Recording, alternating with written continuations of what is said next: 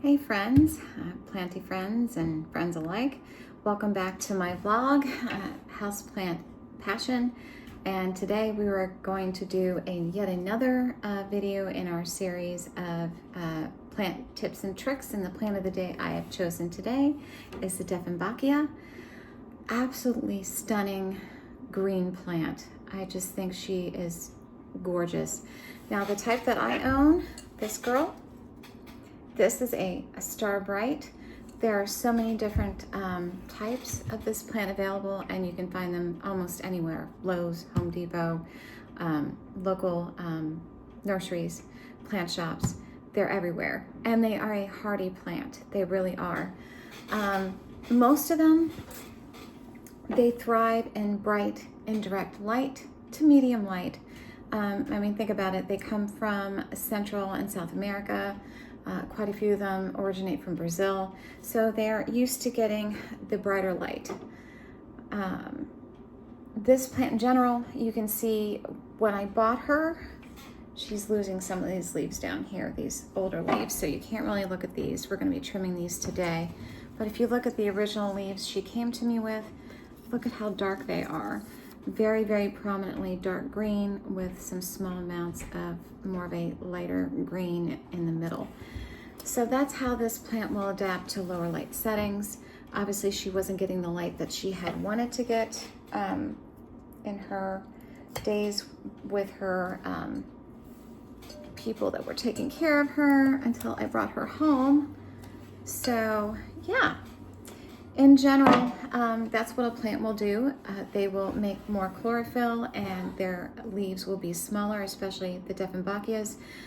Their leaves will be smaller and they will be more green and less variegated if you have a variegated type to compensate for the lower light. That way each leaf has the ability to catch more of the light that's around it and make more of the good stuff so they can make energy for themselves to grow and flourish. This girl, I wanted her to be her big, beautiful self, and I wanted to have the variegation that she is known for. I mean, look at that variegation. I gave her her own, very own, beautiful bifurcating grow light from Amazon, and she has just exploded with big, beautiful leaves, given me a ton of new growth, and she's loving life where she is. I want to tell you that this grow light is fantastic. It has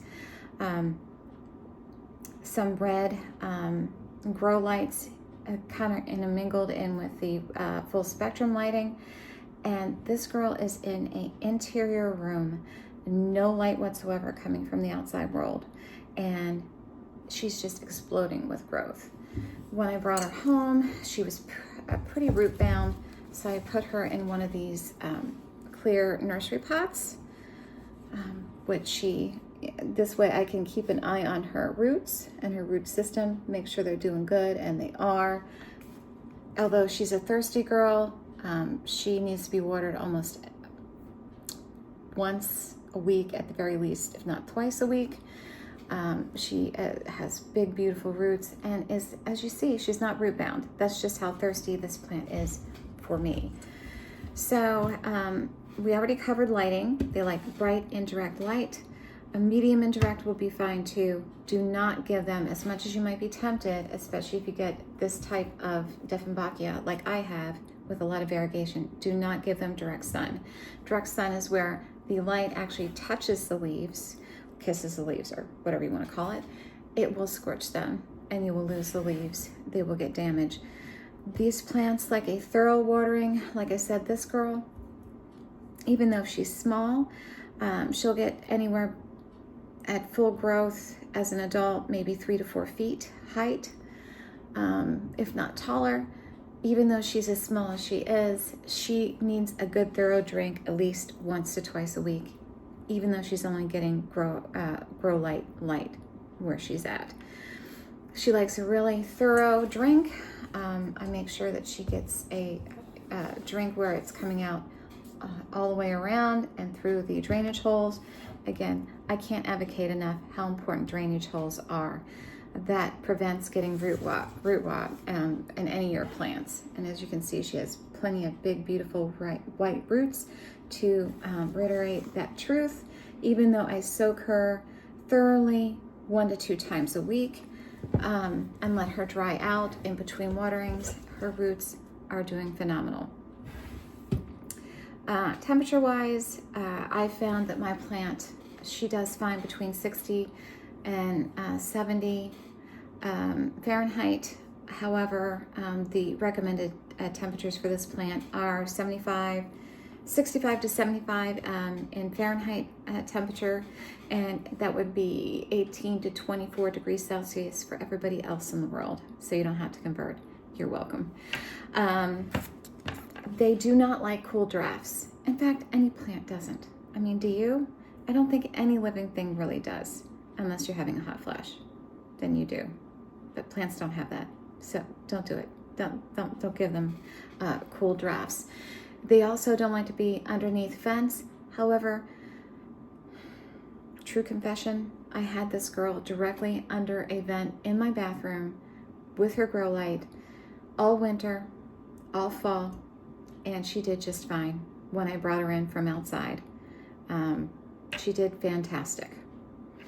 But in general, now all of my vents, including that one, has a vent cover that redirects the air away from the plants that are right underneath, so they're not getting hit with cold drafts and heat blasts of heat. 16 to 17 times a day, depending on what your temperatures are where you live. Let's see, what else do I want to go over? This one, she doesn't care if she gets, what kind of water she gets. I do give her distilled. Sometimes I give her water right out of my spigot. We have hard water here. She could care less. As you can see, you can't see any buildup of salts underneath or actually in her root system. So, I mean, she's doing just fine. I don't really feed her in the winter or the fall. I did in true discretion. I gave her some fertilizer, half strength, even actually it was quarter strength. And it was not organic. It was something I had hanging around. I thought she'd do fine with it. And she got some burning on the tips of her leaves from it. Thankfully, her roots did fine, but she did show me that she was not happy with the tips of her leaves. I felt terrible. I have not fed her again all winter, throughout the fall, and she's just exploded with new growth, even though I've been afraid, honestly, to give her any fertilizer. Quarter strength, half strength, any strength. I'm gonna wait until it's summer and spring, and then we'll give her some organic fertilizer, probably half strength, and she'll love it. As far as pests are concerned, mealybugs, spider mites. I had to prophylactically treat her because she was next to a ficus that ended up with spider mites, and I didn't ever witness spider mites on her per se, but because her leaves were touching the leaves of the ficus, I treated her for 4 to 6 weeks with neem oil, and I maybe lost one to 2 leaves. She didn't even bat an eye. She didn't care. Also, it's important for you to know that this plant needs to be kept out of reach of children and also all of your pets, because this is a toxic plant and you don't want them to munch on it. They'll have burning, swelling of the mouth and the tongue. It can make it hard to swallow, excessive salivation, vomiting, painful blisters in the mouth. What else? Trying to think. Abdominal pain. It's just not pleasant. It's rare. I mean, I don't know if there's any documentation of an adult human dying from ingestion of this, but it would make it impossible for you to be able to speak. Hence, that's where it got its nickname, Dumb Cane, from a long time ago. It prevented people who ingested it from being able to speak. Also, you saw that I just clipped these leaves off. I did not use gloves because I will not be touching this end of the leaf where the sap is. It is important to realize that if you get the sap on you, you need to wash your hands immediately because you will get a pretty bad skin irritation, a rash from it. It's just wear gloves, even though I'm not doing it. This plant is hardy. It's beautiful. I mean, she's just absolutely gorgeous. She's doubled in size since I've bought her and brought her home. And she will adapt to anything you give to her. If you give her lower light, she will give you leaves like this. If you give her brighter light, at least the starbright will give you variegation like this. All in all, one of my favorite plants that I have in my possession, although I have to keep her out of reach of my Australian Shepherd Uko, even though he's never thought of nibbling on a plant. I don't want to take the chance with this one.